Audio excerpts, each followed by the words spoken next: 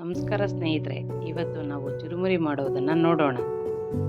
ಮೊದಲಿಗೆ ಇದಕ್ಕೆ ಬೇಕಾಗಿರುವ ಸಾಮಗ್ರಿಗಳನ್ನು ಜೋಡಿಸಿಕೊಳ್ಳೋಣ.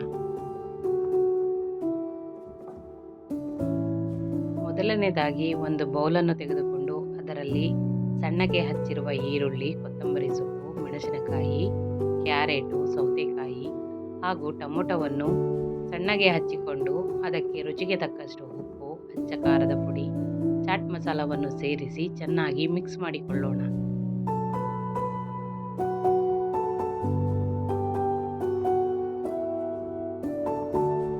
ಚೆನ್ನಾಗಿ ಮಿಕ್ಸ್ ಮಾಡಿದ ನಂತರ ಅದಕ್ಕೆ ಪುರಿಯನ್ನು ಸೇರಿಸಿ ಎಲ್ಲವೂ ಒಂದಕ್ಕೊಂದು ಹೊಂದುವಂತೆ ಮಿಕ್ಸ್ ಮಾಡಿಕೊಳ್ಳೋಣ.